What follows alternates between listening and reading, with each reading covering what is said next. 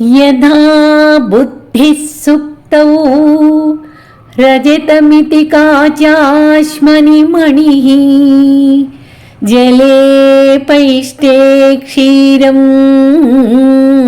భవతి మృగతృష్ణాసు సలిలం తదా దేవభ్రాంత్యా భజతి భవదన్యం జడజనో మహాదేవేశం త్వాం మనసి చ నమత్వా పశుపతే.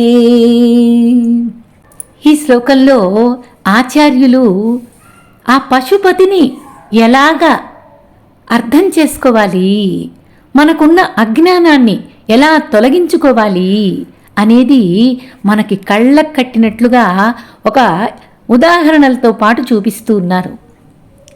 మానవులకు ఇంద్రియాలు, సాంసారిక విషయాల మీద పోయే మనస్సు ఒకటి, అందరికీ ఇది సహజంగా తెలుస్తూ ఉన్నదే. ఆ మనసు ఒకటైతే అలాగే వేరు వేరు దేవతల మీద పోయే మనసు ఇంకొకటి ఉంది. అంటే సాంసారిక విషయాల మీద కోరికలున్నాయి, అవి తీర్చుకోవటానికి వేరే వేరే దేవతల మీద ఆధారపడి ఉపాసన ఆరాధన చేస్తూ ఉన్నారు. ఇది అందరి అనుభవం. ఈ రెండింటికి కామన్గా ఉండే కారణం ఒకటి ఉందండి, అదేంటంటే భ్రమ. ఈ భ్రమ అనే దానికి ఈ మానవులందరూ లొంగిపోతున్నారు. దానికే ఈ భ్రమల నుంచి ఎట్లా బయటపడాలి, అసలు భ్రమ అంటే ఏమిటి, ఎలా బతుకుతున్నాం, ఈ బంధ విముక్తుల్ని చేసే మార్గం ఏంటి అంతా ఈ శ్లోకంలో మనకి చక్కగా కళ్ళ కట్టినట్టు చూపిస్తూ ఉన్నారు. ఏమిటి చెప్తున్నారు? బుద్ధి సుప్తవు, ఎలాగైతే ముత్యపు చిప్పను వెండిగా చూసి భ్రమపడతారో, రజతమితి కాచాశ్మని మణిః, అలాగే గాజును చూసి ఇది వజ్రమని మణి అని అనిపిస్తూ ఉందో మనస్సుకి. ఇంకా ఇంకా ఏమంటున్నారు? జలే పైష్టే క్షీరం, ఆ పిండి నీళ్లను చూసి పాలుగా భ్రమపడుతూ ఉన్నారు. ఇంకా భవతి మృగ తృష్ణాసు సలిలం, ఎండమావిలో నీళ్లను చూసి మాయలో పడిపోతూ ఉన్నారు. తదా దేవభ్రాంత్యా భజతి భవదన్యం జడజనో, అలాగే నీకంటే వేరుగా ఇతరమైన వాళ్ళని చూసి ఇతర దేవతల్ని దేవతలుగా భావిస్తూ ఉన్నారు. మహాదేవేశం త్వాం, వారిని సేవించాలని తన యొక్క అజ్ఞానంతో నిండి ఉన్నటువంటి ఈ మానవుడు ఈ రకంగా భావన చేస్తూ ఉన్నాడు.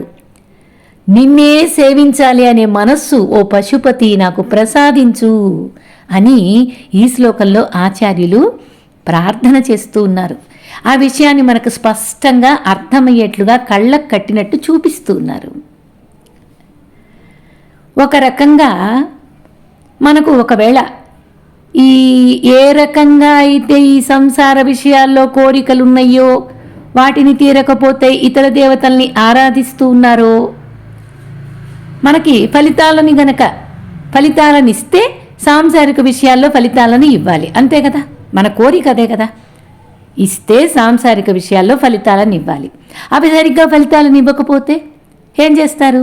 పరమేశ్వర తత్వానికి భిన్నంగా పూర్తిగా వేరువేరుగా ఉన్నటువంటి దేవతల్ని భేదబుద్ధితో సేవిస్తూ ఉన్నాం.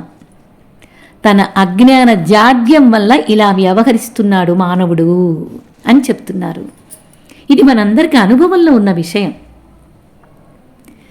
దేవతలందరికీ నీవే ఈశుడివి అని అర్థం చేసుకునే విధంగా ఇలా సృష్టి రచన చేసింది నీవే అని భావన చేసే విధంగా నీవే సర్వేశ్వరుడివి అని ఇంకా బాగా అనుభవంలో తెలిసే విధంగా నీవే దేవతల యొక్క అసలు వాస్తవ స్వరూపానివి అని, నిన్ను మించి వేరే దేవతలు ఏదీ లేదు అని తెలుసుకోలేక ప్రయత్నం కూడా చెయ్యకుండా ఇలాంటి అక్కర్లేని పనులన్నీ చేస్తున్నారు. ఏమిటి అక్కర్లేని పనులు అంటే ఇవే, సాంసారిక విషయాలను పరమేశ్వర తత్వం కంటే వేరుగా చూస్తున్నారు. వేరు చేసి చూడటంతో మరి వాటిని సేవించినప్పుడు వాటికి తగ్గ ఫలితాలు రాని పరిస్థితి గనక ఉంటే, అంటే ఇతర దేవతలను ఆరాధిస్తున్నారు కదా, ఆ ఇతర దేవతల్ని ఆరాధించి వాళ్ళ కోరికలు తీర్చుకుంటున్నారు. పోనీ ఆ సాంసారిక విషయాలు సేవించినా, ఇతర దేవతలను సేవించినా ఫలితాలు ఏమన్నా వీళ్ళకి అనుకూలంగా వస్తాయా అంటే ఆహా, అది లేదు. నువ్వు ఏది చేసినా అజ్ఞానమే. సాంసారిక విషయాలు సేవించినా, వాటి కోసం ఇతర దేవతల్ని సేవించినా ఫలితం సమానంగానే ఉంటుంది. అందులో ఏ సందేహం లేదు. ఈ విషయాన్ని తెలుసుకోలేకపోతున్నారు మానవులు. ఎందుకు అంటే జాడ్యం కమ్ముకొని మాయకు లోబడి ఇలా ప్రవర్తిస్తూ ఉన్నారు. ఇది ఈ భ్రమకి లోబడిపోయినట్లు మనకు స్పష్టంగా అనుభవంలో కూడా తెలుస్తూ ఉంది. అన్నీ వేరువేరుగా ఉన్నట్లు అజ్ఞానంతో భ్రమలో పడిపోతున్నాడు. అంటే ఈ సాంసారిక విషయాలు, ఈశ్వర తత్వ జ్ఞానం వేరే వేరే అనుకుంటున్నాడు. భేదబుద్ధి. ఇలా అనుకోవడం అజ్ఞానమే కారణమైతే ఇంకా ఏంటో తెలుసా, లేని దాన్ని ఉన్నట్లుగా భావన చేయడం పెద్ద జాడ్యం. ఇది కదా అందరికీ ఉన్న మాయ. ఇదే ఈశ్వర మాయ.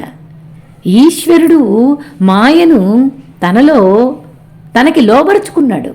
కానీ మనం మాయకు లోబడిపోయి జీవనాన్ని సాగిస్తున్నాం. అందుకనే వేరు బుద్ధితోటి, భేద బుద్ధితోటి భావన చేస్తున్నాం. ఇదంతా వేరు అనుకుంటున్నాం. ఉన్నది సత్యం ఒక్కటే అనే స్థితి అవగాహనకు రాకుండా పోతుంది. ఎన్నెన్నో భ్రమలున్నాయండి మానవుడికి. ఈ భ్రమలన్నిటినీ మనకి ఆచార్యులు ఈ శ్లోకంలో కొన్ని అర్థమయ్యేలాగా ఉదాహరణలు చెప్పారు. ఎట్లాంటివి అంటే, ముత్యపు చిప్పను వెండిగా అన్నా, గాజు ముక్కను మణిగా అనుకున్నా, పిండి నీళ్లను పాలుగా చూసి భ్రమపడినా, ఎండమావుల్లో నీళ్లున్నాయని మాయలో పడ్డా. ఇవన్నీ మనకి ఉదాహరణలుగా, సహజంగా అనుభవంలో తెలిసిన విషయాలుగా భ్రమ అని ఖచ్చితంగా మనం తెలుసుకోగలుగుతున్నాం. ఇవి నిరూపణ చేసేటటువంటి, అందరికీ అనుభవంలో ఉన్నటువంటి భ్రమలు. అయితే ఇవి భ్రమ అని మాత్రం అర్థం చేసుకుంటున్నాం. అయితే కానీ కొన్ని విషయాల్లో మన మానవులు భ్రమలు ఇవి అని కూడా తెలియకుండా బతికేస్తూ ఉన్నాం. తెలియడమే లేదు. దీనికి ఏంటి కారణం అంటే అజ్ఞానమే కారణం. ఈ అజ్ఞానం వల్ల భేద బుద్ధిని బాగా నింపుకొని ఉన్నాడు. ఈ భేద బుద్ధి వల్ల ఎక్కడ లేని నష్టాన్ని మానవుడికి కలగజేస్తుంది అనే విషయాన్ని తెలుసుకోవటంలో ఆలస్యమైపోతూ ఉంది. అవునా? ఇది అందరికీ అనుభవంలో ఉన్న విషయమేనా? ఇలా కలుగజేస్తున్న విషయాన్ని శృతి వాక్యాల ద్వారా తెలుసుకొని చక్కగా వినాలి శ్రద్ధగా. శృతి ఏం చెప్తుంది? ఈ మాయ నుంచి ఎలా విడబడాలి, ఈ నష్టాన్నించి నేను ఎలా కోలుకోవాలి, ఈ అజ్ఞానం అనే జాడ్యాన్ని ఎలా వదిలించుకోవాలి అనేది బాగా శాస్త్రం, శృతి ఏం చెప్పిందో దాన్ని శ్రద్ధగా వినాలి. విన్నదాన్ని చక్కగా అర్థం చేసుకోవాలి. అర్థం చేసుకొని భేదబుద్ధిని విడిచిపెట్టాలి. మరి భేదబుద్ధి విడిపోతే పరమేశ్వర తత్వం అవగతమవుతుంది. ఆ తత్వం అవగతమవుతే ఏమవుతుందంటే, ఈ దేవతలందరిలో, ఈ ప్రపంచంలో ఉన్న వస్తువులు అన్నీ కూడా చూసేటటువంటి స్థితికి, ఆ తత్వాన్ని చూసేటటువంటి స్థితికి ఎదుగుతుంది మనస్సు. ఈశ్వర తత్వమే ఈ దేవతలందరూ, ఈశ్వర తత్వమే ఈ ప్రపంచం, ఈశ్వర తత్వమే ఈ సంసారంలో ఉన్నటువంటి వస్తువులు అన్నీ ఈశ్వర తత్వమే అని అవగతమవుతుంది. అది తెలియాలి. అందుకే శాస్త్ర అధ్యయనం, ఋషి యజ్ఞం అని చెప్పారు. అది చేసి తీరాలి. ఈ భ్రమల వల్ల అజ్ఞానం, ఈ అజ్ఞానం వల్ల భేదబుద్ధి అనేది ఈ శ్లోకంలో సారాంశంగా మనకు ఆచార్యులు అందిస్తూ ఉన్నారు.